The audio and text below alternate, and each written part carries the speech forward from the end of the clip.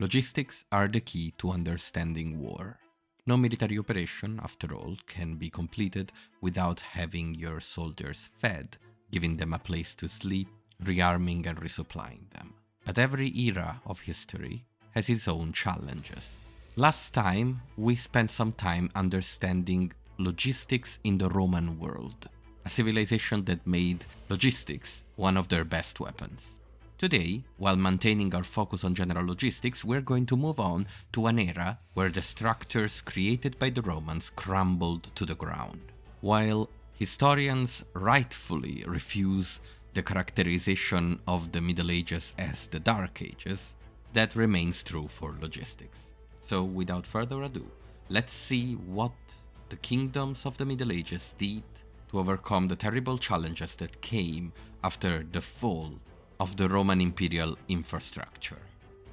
When we speak of the fall of Rome, we are not just talking about emperors and legions. We're talking about the disintegration of one of the most intricate logistical systems in the world.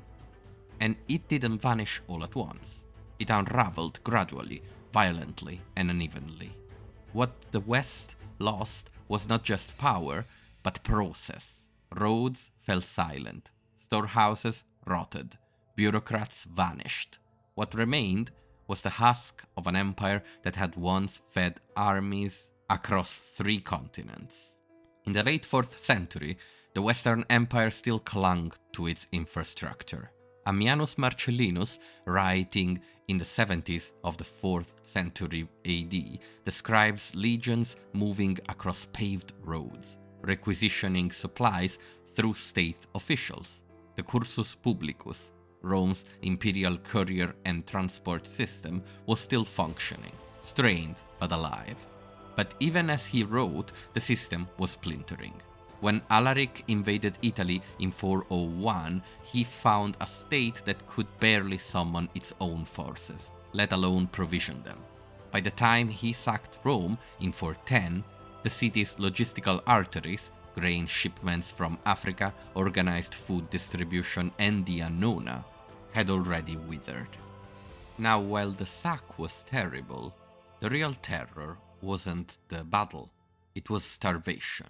Zosimus, the 6th century chronicler, records that even before the sack, Rome had descended into famine, and supplies from Africa failed to arrive. The port at Ostia, once bustling with grain ships, became a symbol of decay. One of the most telling voices from this transitional period is Cassiodorus, a Roman senator working for the Ostrogothic king Theodoric the Great. In the Varie, his collected letters from around 500 AD, he pleads with the provincial governors to maintain roads, repair storehouses, and keep grain taxes moving. These weren't innovations, they were desperate attempts to keep the old system breathing. Let the roads be kept clear, he writes, so that the carts of the empire may pass without hindrance. But the empire he spoke of was already dead. These letters, full of Roman rhetoric and Gothic reality, show a world running on memory. Taxation, once the lifeblood of the Roman logistical machine, collapsed into fragmentation. In the 3rd and 4th centuries, Rome had gradually shifted toward a taxing kind system. Landowners owed grain, animals, or goods instead of coin. The Codex Theodosianus is filled with detailed edicts regulating these transfers, but by the 5th century, these systems could no longer function. Provinces became isolated, and central authority could no longer collect, transport, or defend its dues. The granaries stood empty. The wagons stopped coming. Roads, those iconic Roman highways, decayed in 2 phases. The physical infrastructure remained for decades, even centuries, but their security and bureaucratic coordination disappeared quickly. In Gaul, Sidonius Apollinaris, a 5th century bishop, writes of travelers who must bribe their way past local warlords, where Rome had once guaranteed safe movement. Now, gangs and militias ruled the roads. Ammianus had described precise military marches, But by the 6th century, armies marched as local mobs, living off the land, moving only where they could plunder. Even the knowledge of logistics was vanishing. Vegetus, writing at the end of the 4th century, tried to preserve the ideals of the Roman army in his Epitoma Res Militaris. His manual included careful attention to camp construction, food supply, and rationing systems. He warns, victory in war does not depend entirely upon numbers or mere courage. Only skill and discipline will ensure it. But his work was a tombstone. Medieval armies would often forget the basics of march discipline, field provisioning, and campaign timing. War became a seasonal event, determined more by the harvest than by strategy. And so in the vacuum left by Rome's collapse, many things were forgotten, but Western Europe did not descend into total silence. Armies still moved, wars still happened, but logistics, the lifeline of warfare, transformed from a bureaucratic science into an improvisational craft. The barbarian kingdoms that emerged across Gaul, Hispania, and Italy inherited Roman roads, forts, and even Roman granaries, but not the knowledge or the capacity to maintain a logistical network on an imperial scale. The Visigoths, Ostrogoths, Vandals, and Franks all claimed Roman legitimacy, but in practice their military provisioning resembled that of tribal confederations, not imperial states. Take the Visigoths under Alaric. After his sack of Rome in 410, his movements through southern Italy were not driven by strategic positioning, but by the need to find food. Zosimus reports that his armies attempted to move to Sicily for his grain, and then to Africa for its grain too, but failed due to naval mishaps. Their march had no logistical trail. It was a scavenger hunt for sustenance. Gregory of Tours, writing in the late 6th century, gives us some of the clearest windows into the military logistics of Merovingian Gaul. He describes how Frankish kings like Chilperic and Guntram mustered forces in a loose seasonal pattern. These were not standing armies fed from royal depots. Instead, levies were summoned from individual comites, counts, each responsible for providing their own provisions. Gregory writes of soldiers foraging, raiding, and returning home in this order. In one case, a Frankish army attempting to besiege a town ate their own horses due to lack of supply. What replaced the Roman grain fleet was the estate economy. Food for war now came directly from the land, specifically from the land controlled by the kings, his vassals, or the church.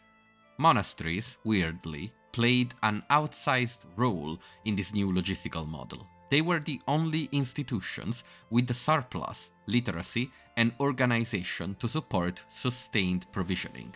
In 589, the Council of Narbonne explicitly forbade troops from plundering church estate. Proof that such sites had become crucial and vulnerable sources of food and supplies. The church had become both moral guardian and logistical provider. Military campaigns, of course, adapted to this fractured economy.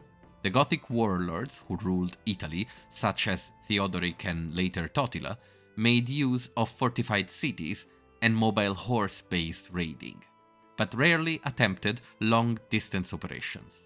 When Belisarius landed in North Africa in 533, Procopius notes that the Vandals had no standing army and no system to feed one. They relied on their estates and the rapid summoning of local militias. When war came, they were caught flat-footed. Even where Roman systems superficially remained, they were hollowed out. The Comes Sacrarum Largitorium, a key Roman official in charge of imperial finances and provisioning, disappears from the record after the 5th century. So does the Praefectus Annone, the overseer of the grain supply. In their place, we see ad hoc royal envoys, managing resources on a campaign-by-campaign basis. Cassiodorus again proves invaluable. As a high-ranking administrator under Theodoric in the early 6th century, his letters attempt to maintain a pretense of Roman organization. In Variae 16, he orders the distribution of grain to Gothic troops stationed near Ravenna, invoking the grandeur of Roman provisioning. But in reality, he is appealing to local officers to scrape together what they can. It is a logistical performance, not a system. Local logistics meant limited range. Without secure roads, traveling for war became dangerous. Armies moved shorter distances and fought seasonal campaigns. As noted by Walter Goffart, the range of military operation contracted severely in the post-Roman West.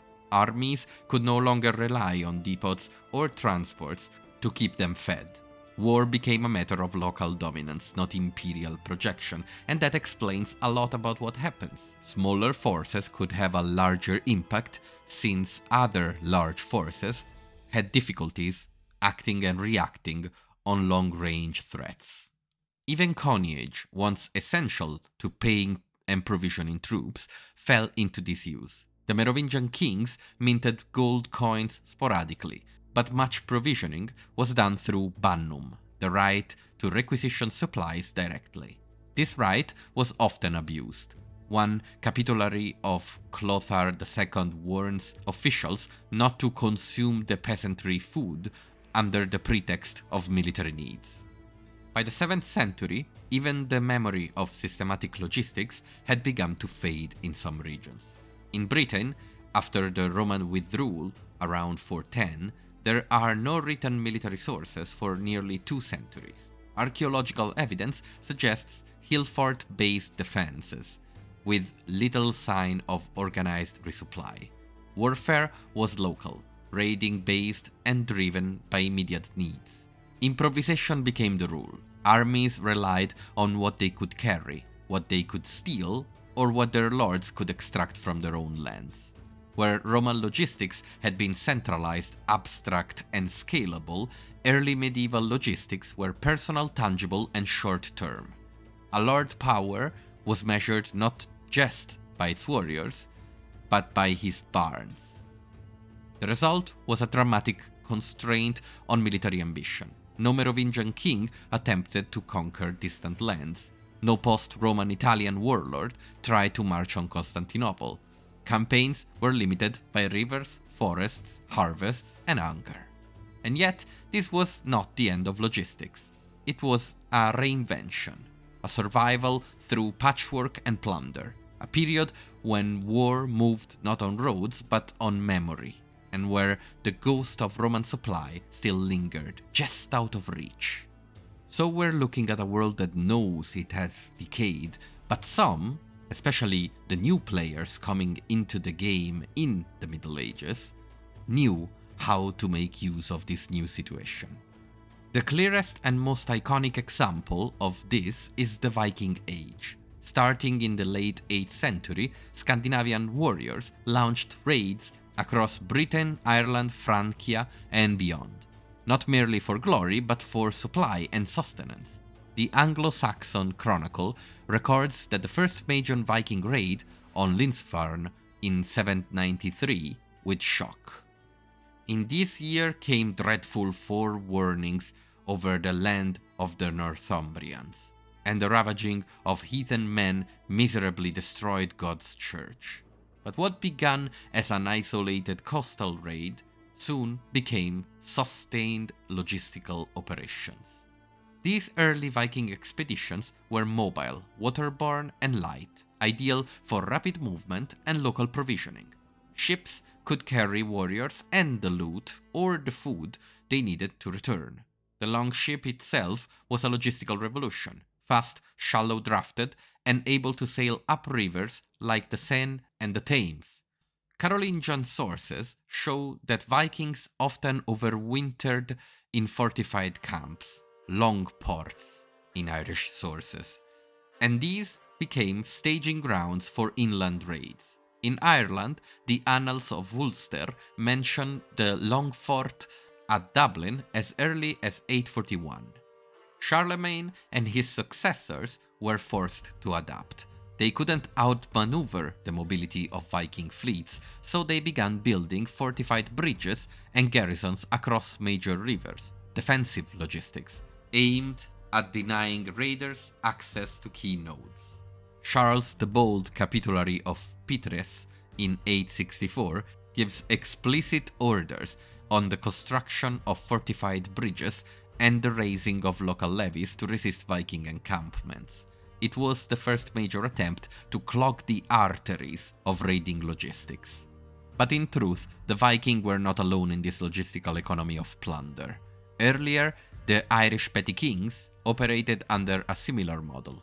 Without cities, roads, or standing armies, Irish warfare revolved around cattle raids and lightning campaigns against rivals.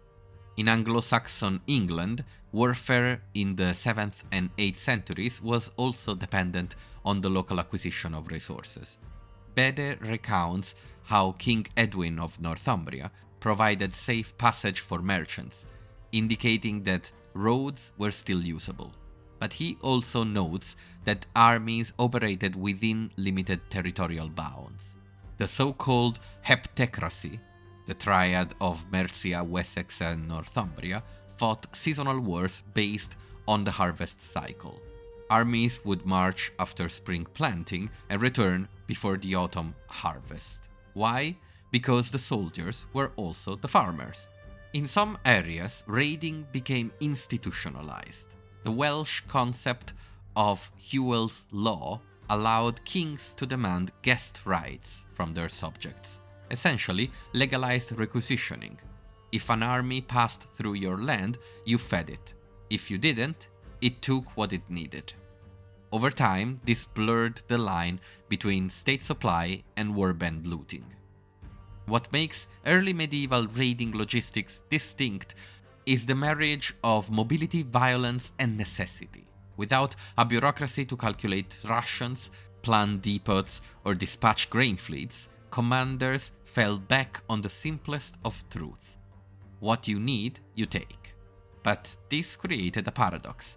Every campaign that succeeded also destabilized the very region it depended on. Too much plunder led to famine. Too much success destroyed the infrastructure. Monasteries, towns, roads. The same structures that made future raiding possible. Even the church began to document this problem. The Council of Meaux in 845, in response to Viking raids, condemned not just the raiders, but local nobles who exploited the chaos for their own provisioning. They live not as protectors, but as predators, oppressing the weak under the pretense of war. In other words, raiding logistics had gone native.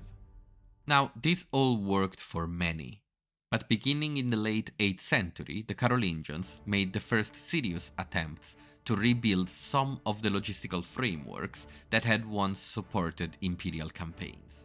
The effort was uneven and incomplete, but it represented a shift, an attempt to reintroduce order into how war was fed and supplied. Charlemagne's empire was, after all, vast, stretching from the Pyrenees to the Elbe. To govern it, he needed more than titles and swords, even victories. He needed logistics.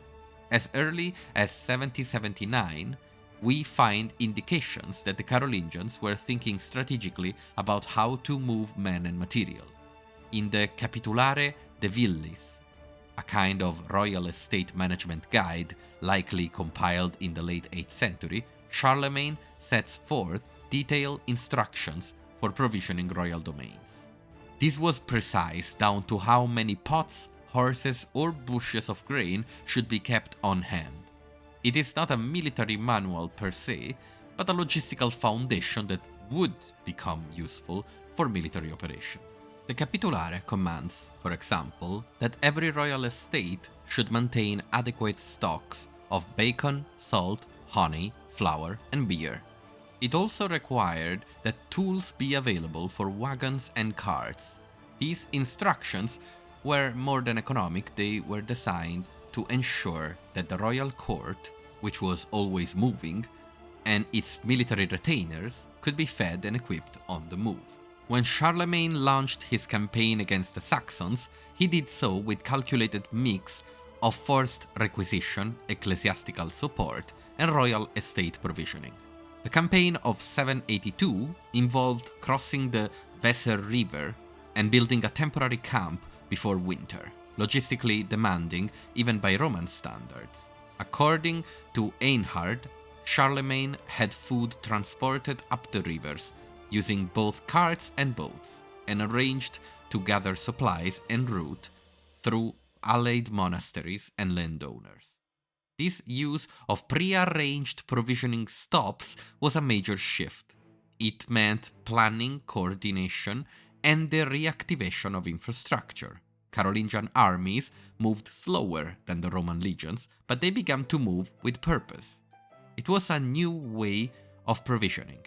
Instead of centralizing, it was a rationalized and organized, decentralized system of logistics.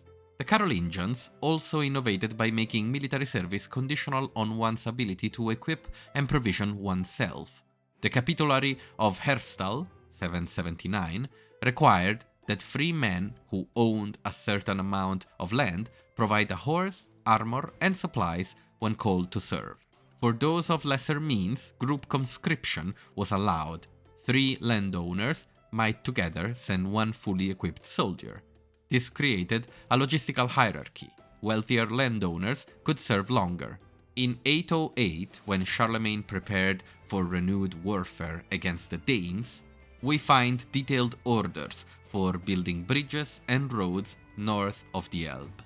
His biographer, Notker Balbulus, claims that Charlemagne himself inspected those works, ensuring that his army could move through otherwise inaccessible terrain. The bridges were not permanent, like those of Roman concrete, but they served a similar purpose: connect the moving army to supply points and prevent it from stalling.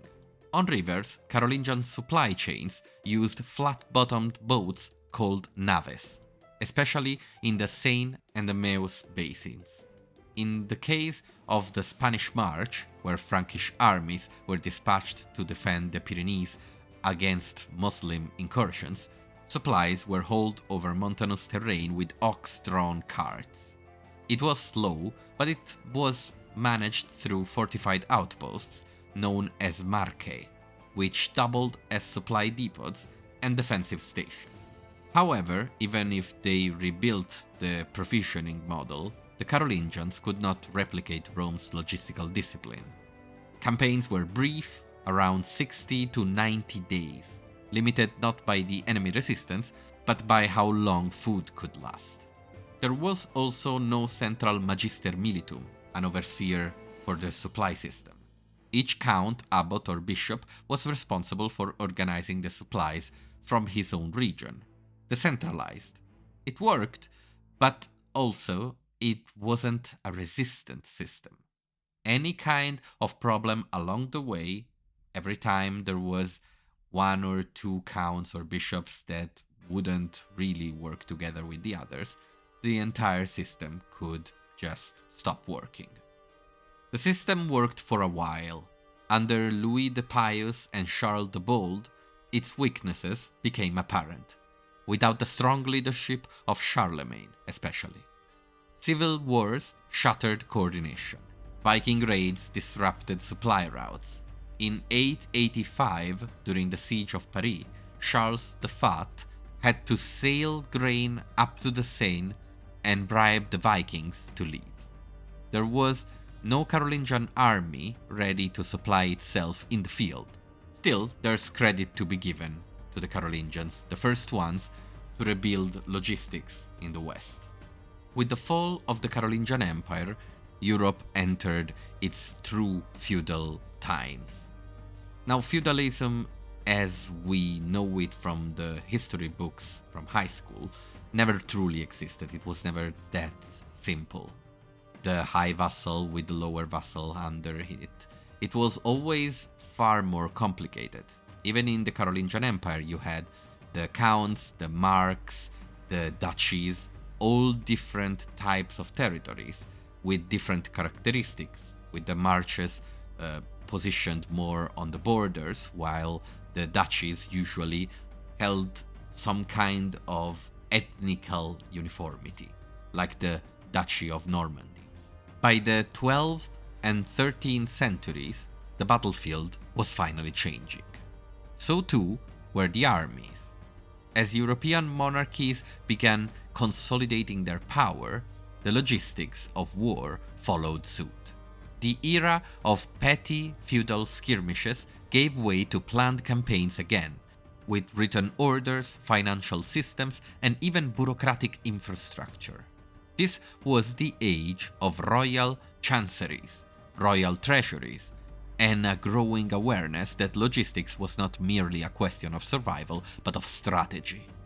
One of the most defining shifts was the emergence of campaign planning as a bureaucratic process. War was no longer an improvised response to a rival insult. It was scheduled, provisioned, and even budgeted.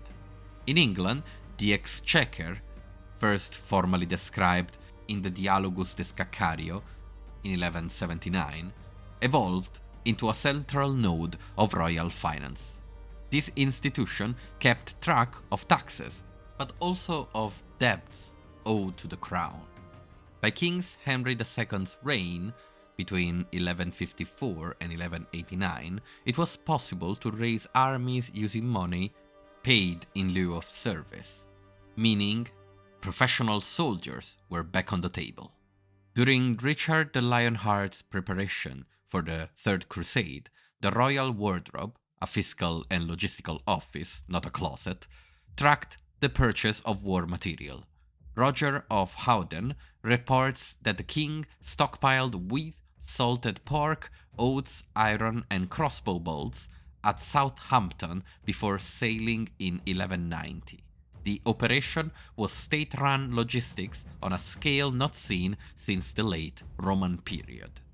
In France, too, the crown began issuing military contracts, or indentures. The specific lengths of service, wage, provisions, and expectations were written down. By the 14th century, contracts were often included with logistical clauses. For instance, the 1350 contract of the French commander Bertrand du Guesclin, forgive my pronunciation, stipulated that his company be allowed to forage only in enemy lands and not in France itself. In one example from Edward III's 1339 campaign into France, surviving documents show 175 carpenters employed by the crown to construct supply wagon. Over 500 carts were used in the campaign, drawn by more than 1,000 draft horses. Contracts recorded payments not just for wages, but for oats, harnesses, iron fittings, and wagon grease. This was institutional logistics, back, not improvisation. But let's go deeper into details. In medieval warfare, a hungry army was a dead army. The moment an army took the field, it became a devouring beast, consuming bread, meat, grain, ale, fodder, firewood, and clean water in terrifying quantities. Feeding it was less a matter of provisioning than of survival, and the methods used to sustain troops shaped campaigns just as much as weapons or terrain. While Roman legions had a standardized diet, grain rations, bacon, vinegar, and hardtack, medieval armies were anything but standardized. Provisioning varied wildly between regions and centuries. Still, certain basics remained. The staple was grain, baked into bread when possible, turned into porridge when not. In many records, soldiers were issued loaves as pay, measured in weight. During the 100 Years' War, English armies in France were often supplied with a daily ration of 1.5 to 2 pounds of bread per man when available. Alongside bread came salted meat, usually pork or beef, cheese, beans, and ale or wine. Water was rarely trusted, especially in summer.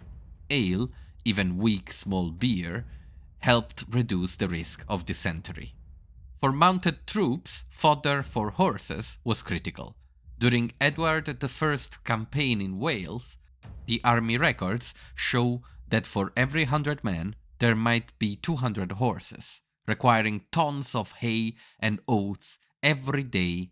At Caernarfon in 1282, royal accounts noted over 20,000 sheaves of oats consumed in a month just by one division of the army.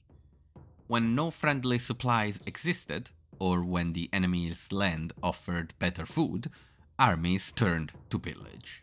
During the Hundred Years' War, the English developed a systematic campaign tactic called the chevauchée, a fast-moving raid designed to burn fields, steal livestock, and destroy granaries. It was not just about supply, it was a scorched earth strategy. Now, before we finish our little talk about medieval logistics, it's worth taking a minute to talk about the burden on civilian life. The chronicler Jean de Venette, writing during the English chevauchées, observed, "The peasants hid in the woods, the fields lay fallow, no bread was baked but in fear. The soldiers left behind only graves." In some cases, entire regions became economically non-viable. Repeated pillaging during the Hundred Years' War depopulated swaths of Aquitaine and the Loire Valley.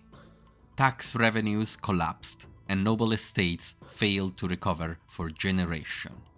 In Germany, the Fechte, private wars, of the 14th and 15th centuries caused regional famines as armies pillaged rival lands, often in disputes too small to justify such devastation. So while no one likes paying taxes of any kind, it is a fact that decentralized logistics in war were very heavy on the population, not exactly a walk in the park. By the 14th and 15th centuries, the central authority of kings began to absorb the responsibility of logistics back. Charles V of France, who ruled from 1364 to 1380, laid the groundwork for a more functional war state. The tille, the direct tax, was regularized and partially justified by the need to maintain standing companies. Royal officers, like the Chevaliers de Deniers, were tasked specifically with financing campaigns. By the time of Louis XI, 1461, France could levy thousands of soldiers and actually feed them through state grain depots and river convoys, just like the Romans. England, too, developed a more professional logistics apparatus. During the War of the Roses, supply was often local and improvised. But for cross-channel campaigns, the English crown maintained large warehouses at Calais, stocked with salted meat, beer, and flour. This allowed for long sieges and occupation, just as the Romans had once done. With the rise of banking providing the coin and the reconstruction of infrastructure in Europe rising and rising, the times of the Vikings were long gone. And so here it is, the story of medieval logistics, the dark age of logistics in a certain sense, but also the birth of raiding logistics. It is a story of adaptation, limits, and how to work around them. And in a way, it gives a little bit of value to the idea of considering the Middle Ages as the Dark Ages. We react badly to it because we give it a negative connotation.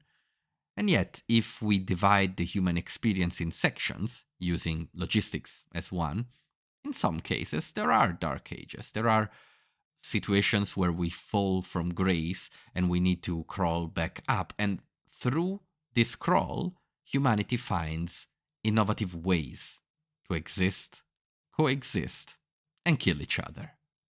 I hope you enjoyed this. Leave a like if you did. Comment, please. I really want to know what you think about this. And, well, I'll see you in the next one. Have a good one.